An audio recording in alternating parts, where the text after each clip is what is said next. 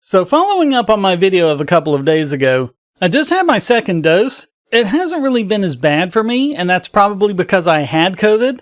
And so the question is, did that second dose do anything, or was it just a wasted effort? I mean, I'm glad I did it. I mean, any kind of benefit I can get, I'll take, but it doesn't seem like the other dose does you any harm, so why not? The only issue might be, if you live in a country where the vaccines are hard to come by, do you need that second dose if you've had COVID?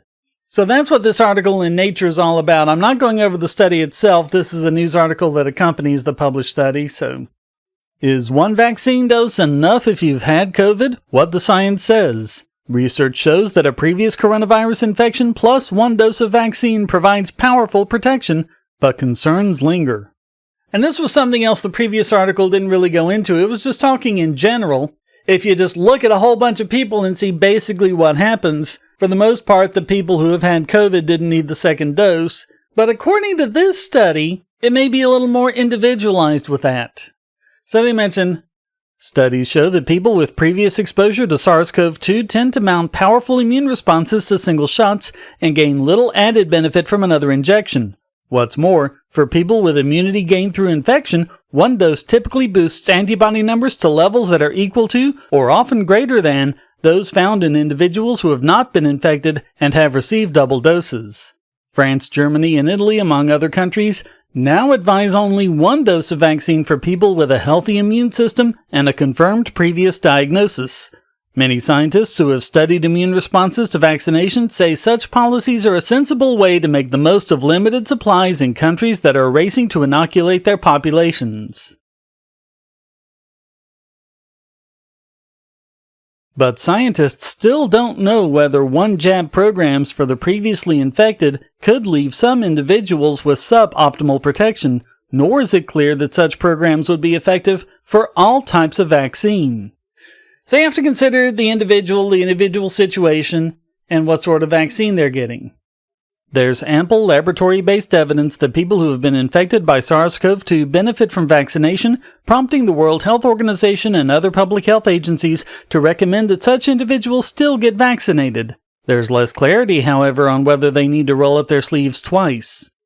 So what they're looking at here is a paper published in Nature on the 14th of June.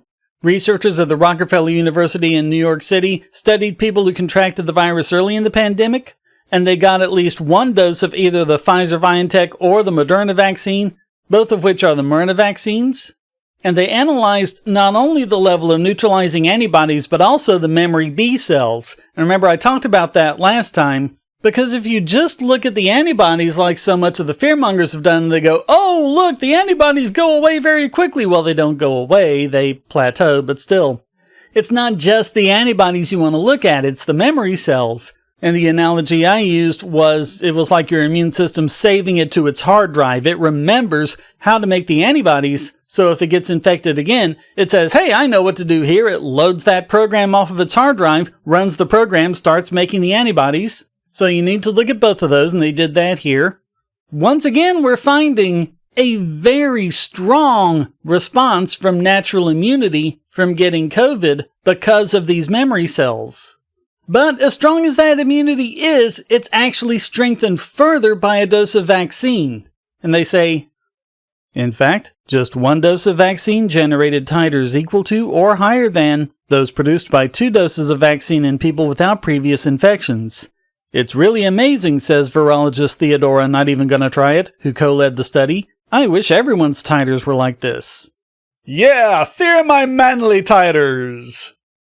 And the findings from Not Even Gonna Try It and her colleagues also hint at the biological underpinnings of one jab's effectiveness in exposed people. In the 12 months after participants were infected, their memory B cells had not been static. Instead, those cells spent the entire year evolving, which left them able to craft antibodies even more potent and versatile than those that they produced immediately after infection.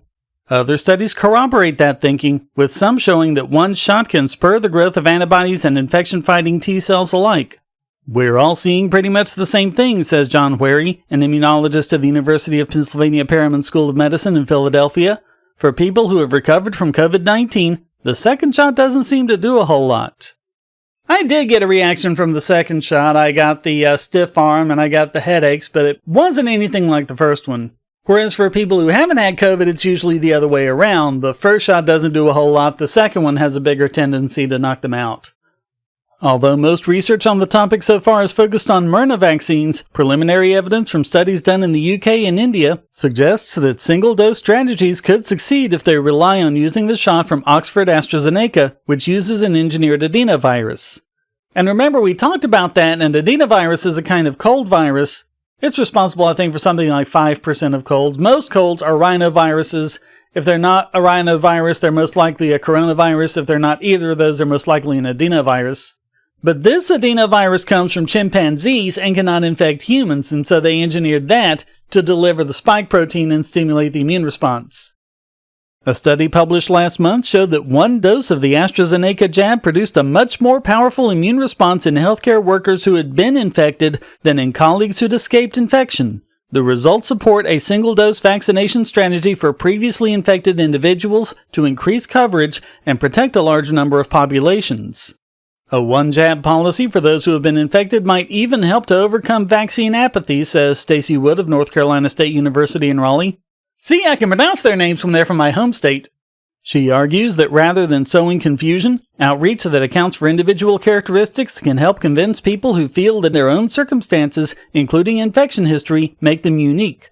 Cutting down the number of shots and all the attendant side effects, anxiety, and time involved can also be an attractive proposition to some who are on the fence about getting immunized.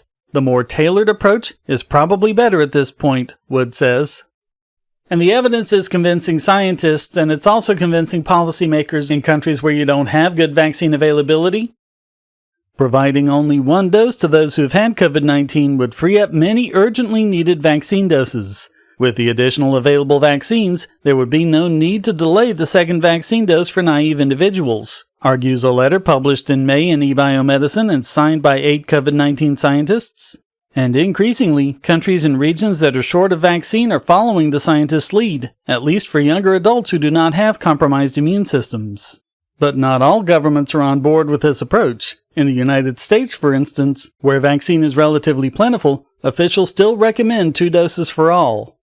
And they're also pretty much ignoring the evidence about the natural immunity and insisting that you can only get the vaccine passports and go places without masks and things like that if you've been fully vaccinated with both doses, and they don't even seem to care whether you've had a positive COVID test.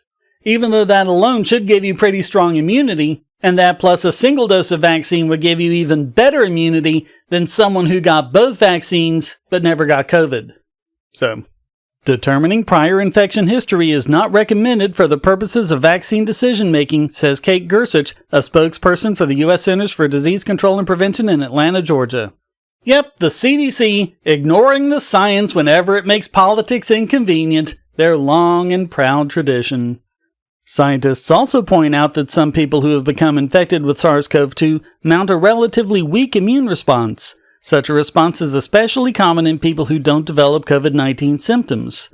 There's a huge range of antibody generation and durability in those individuals, notes Wary. Making decisions based on previous PCR-confirmed infections might miss some people.